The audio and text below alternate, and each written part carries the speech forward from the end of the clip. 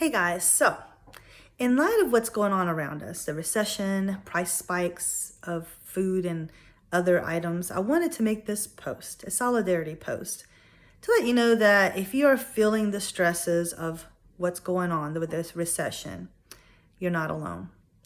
I feel that it's important to mention this in this forum because it's not going to get better anytime soon. And one of the things that we have done in our family is we've tried to prepare for these days, these times.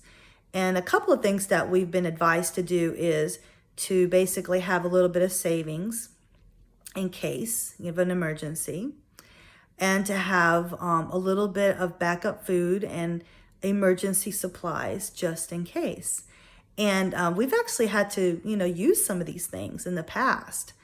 There have been times when we've actually had to use the emergency money, or they have to use the emergency supplies, such as canned items and things like that we had. Power outages, hurricanes, all kinds of things. We've lived through a lot. And being in the South, we have those kinds of very quick emergencies that come up.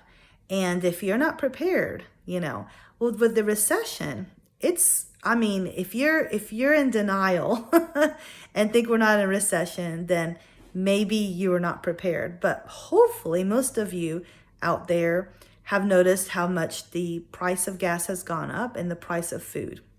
In our family, we try to eat healthy, and all of the things that normally are cheaper have, exponentially increased in price. The other day, I didn't buy a bag of potatoes because I was sick to my stomach when I saw how much it cost. And I was like, this is crazy, crazy.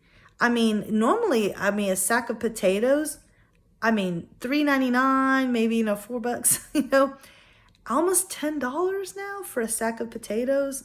It's crazy. And so, and I know I'm preaching to the choir. I know you guys all are aware of this. It might not be a bad idea to talk to your children and your family about it. Let them know that, things are the way that they are, because you don't want them to have a rude awakening when one day they wake up and say, Mom, I need some new shoes. And you tell them it's going to have to wait. That's where we are right now. For many families, they're having to, save for those necessities of life. And it's taken everything just to keep a roof over their head. And I am aware of that. I don't know if y'all know this, and many of you guys may not know this, but my husband is a bankruptcy attorney. And so he deals with a lot of this. He deals with a lot of families who are struggling and having to, choose bankruptcy as an option to get out of their hole that they're in, which is not of their doing in many cases. So I don't know. But also he sees a lot of families that are in a situation that they could have prevented. And due to that, thank goodness, he takes mental notes, and we try to avoid those traps. If you have family that tries to borrow money from you and they do it consistently and not pay you back, you may think twice about that right now, especially. If it's a true emergency and you have the money and you're able to part with that money and not expect it back, then do it by all means. But if you're going to put your family in a situation where you're going to be jeopardized and in trouble, don't do it. Don't do it. Okay. The best of intentions. You know what I mean? It's like, it's just not the smart thing to do. But anyway, as I was saying, this is a solidarity post. So I feel your pain. I feel the stress of having to pay so much money for everyday items.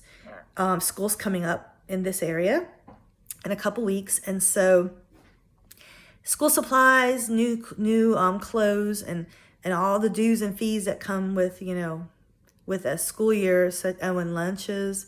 So this year they're not going to pay for lunch, so we have to buy or pay our own.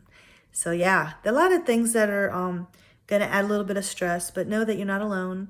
That's why I have this Facebook group to kind of help uplift you and share that you're not alone in all of this.